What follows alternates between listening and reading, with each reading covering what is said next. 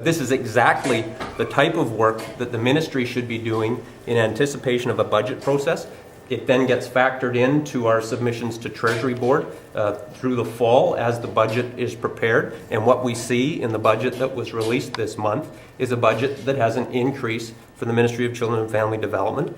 And with those additional dollars, together with reallocation of dollars within the ministry, we're going to spend $47 million more dollars on children in care and supporting families over the next 3 years. That's exactly what the ministry should be doing. It's responsive to the documentation and the research we've done ourselves. It's not a flattering picture, though. I mean, of both children in care and overworked workforce and a shortage of foster parents. It's not flattering. Well, I think what it indicates is that the new investments that have been made over the last 3 years are making a difference in terms of supporting children in care. It identifies that the number of children in care has gone down, but the challenges faced by those who are in care tend to be the higher needs kids, and that creates some challenges for the ministry. It's why we're adding resources. It's why we need to continue to focus on recruiting foster parents, and it's also why we need a skill set among foster parents that often is higher for those special needs kids than was in the past. And I'll be frank with you, it's no secret, and I've made no secret about it over the last couple of years, that continuing to recruit qualified foster families is a challenge for the ministry, and we're continuing to focus our efforts on doing that. What is the ministry doing to reduce the use of contracted services? Well, again, that's one of the challenges that this report identifies, that as we struggle to find sufficient foster homes, that there's a tendency to use more contracted resources. So what we're doing is trying to identify, okay, where are we using contracted resources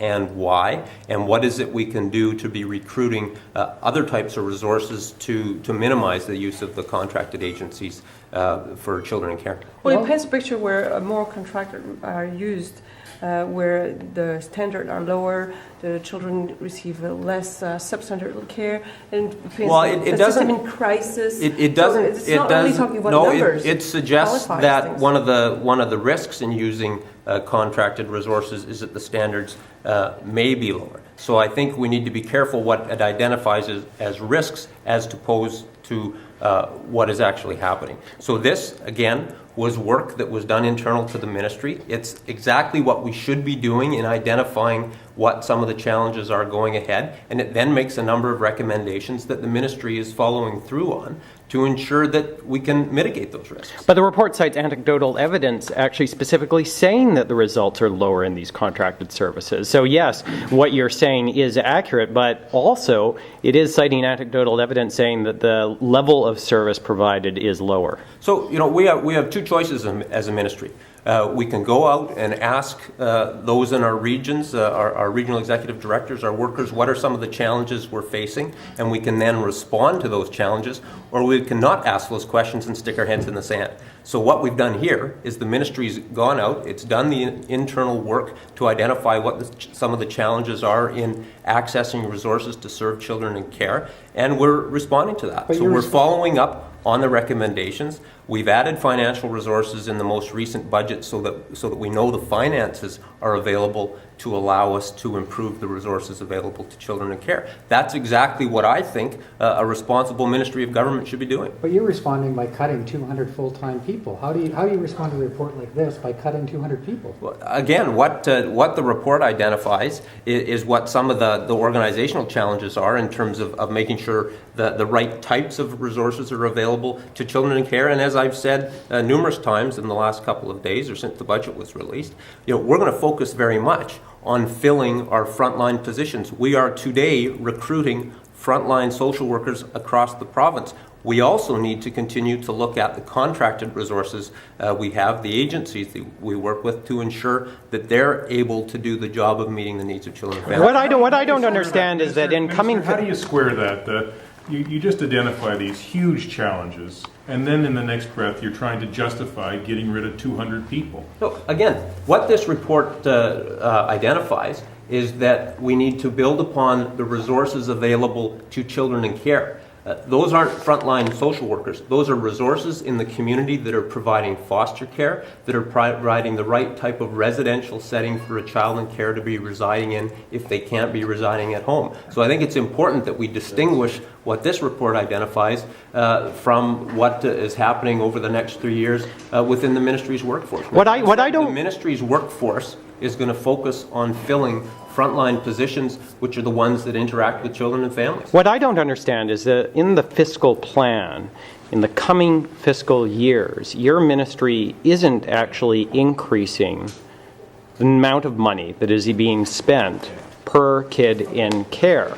So, and yet the overall trend says that those numbers should increase. So I think if you look at the budget and fiscal plan for this year, it identifies very clearly, right in the document, that supporting families and children in care is an additional $14 million this year, 13 million more in 2010-11, and 20 million more in 2011-12. So the fiscal plan clearly identifies that additional financial resources are going to supporting families and children in care. But that's in response to what the ministry prepared in our budget. But you're still not forecasting for an increase in the cost per kid in care. That's in the fiscal plan that you just looked at. Well, again, as we add resources, we're going to focus those on meeting the needs of children in care. It's very difficult for us to forecast exactly how many children will be in care 3 years from now, but we'll adjust as we go forward depending on the number of children in care. And what this fiscal plan clearly does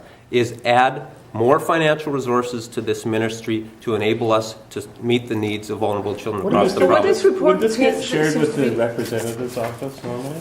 Well, she hasn't seen it. I don't know if this has been shared with the representative's office. So, we have an ongoing relationship with the representative. She can ask for and review any documentation prepared by the ministry. We don't, as a matter of course, send every single thing that the ministry does to the representative's office, nor do I believe that her office wants that. They'd be inundated with materials, and they would need as many or more staff than the ministry itself has in order to review all of those. So, the representative has a critically important role in terms of monitoring the delivery of programs by the Ministry of Children and Family Development and others. She is entitled to ask for and does ask for whatever documentation and briefings she believes she needs. But this would seem like a good thing to share with the representative, don't you think? This is a document that was prepared by the ministry in contemplation of our budget process, in contemplation of us implementing our strong, safe and supported operational plan. There's literally hundreds, if not thousands, of pages of documentation that are prepared by the ministry in developing both our budgets and plans around programs. And I don't think it's reasonable to expect that every single document that we prepare internally to develop our own plans would be shared with the representative. And I don't believe that the representative would want us to be sending everything we prepare over there. I think it's better that she identify the programs that she wants to review. She then ask the ministry for documentation, and then we fully cooperate and work with her so that her reports can be as fulsome as possible.